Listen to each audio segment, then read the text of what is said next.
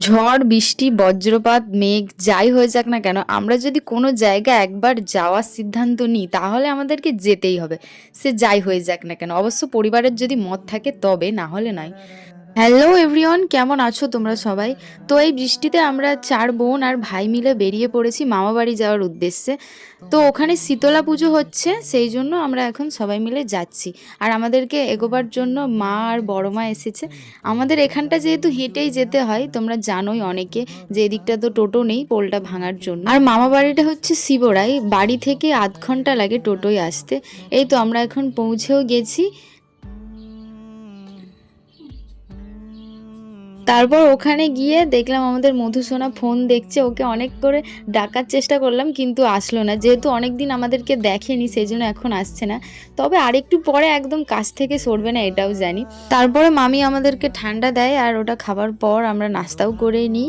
আর মামি তারপরে পুজো দিতেও চলে যায়, আর এখানে আমাদের মধুসোনার সাথে গল্প করি আমরা। এটা কি? এটা বললাম এটা চন্দ্রনী আর এটা মধ্যমা মধ্যমা। মধ্যমা এটা অনামিকা আর এটা কোনটা তো গল্প করতে করতে ও আমাদেরকে বলছিল যে 5টা আঙুলের মধ্যে কোনটা কি, ঠিক আছে, সেইটা আমাদেরকে শেখাচ্ছিল আর কি। তোমরা কি জানো?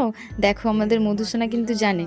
তো তারপরে আমরা রেডি হয়ে এখন যাচ্ছি পুজো দেখতে। আর আমরা না অনেকটাই দেরি করে ফেলেছিলাম, সেখানে গিয়ে দেখি অনেক মানুষই চলে এসেছে আর দণ্ডি কাটাও হয়ে গেছে, তারপরে দেশ ঘোরাও হয়ে গেছে। এখন যে দেখতে পাচ্ছ ওরা নাচানাচি করছে, মানে 3বার ঘুরতে হয় মন্দিরটা, তো বাজনা নিয়ে সেটাই এখন ঘোরা হচ্ছে। আর তারপরে অঞ্জলিও শুরু হয়ে যায়, অঞ্জলি দেওয়ার পর ধুনো পড়ানোও শুরু হয়ে যায়। আর এখানে একটা নিয়ম রয়েছে, প্রত্যেকটা ফ্যামিলিতে একজন করে এখানে এসে ধুনো পড়ানো হয়। আর ওটা হয়ে যাওয়ার পরেই তাদেরকে প্রণাম করে আশীর্বাদ নিতে হয়। আর মামা বাড়িতে দিদা এটা করতো, যেহেতু এখন আর দিদা নেই সেই জন্য এই দায়িত্বটা মেজো মামিই নিয়েছে।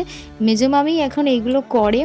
তো এখন মেজো মামির মাথায় এই যে আগুনের ছোড়া এগুলো দেখতে পাচ্ছ, এরকমভাবেই এগুলো করা হয়।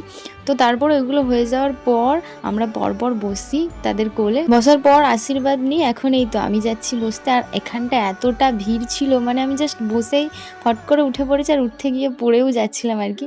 যাই হোক, তারপরে বোন বসে, দিদি বসে, সবাই বসে প্রণাম করে আশীর্বাদ নেয়। আর এইদিকে ওইগুলো হয়ে যাওয়ার পরেই বোন এই বাচ্চাদের সাথে উঠে পড়েছে। এইটা হচ্ছে যে গান হবে যখন রাতে, সেইটার জন্য দরকারি কিছু জিনিস আর কি।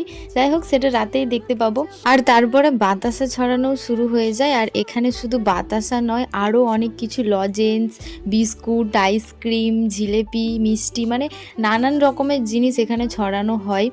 এরপর আমরা আরও অনেক কিছু করেছিলাম, সেটা দেখার জন্য সাবস্ক্রাইব করো।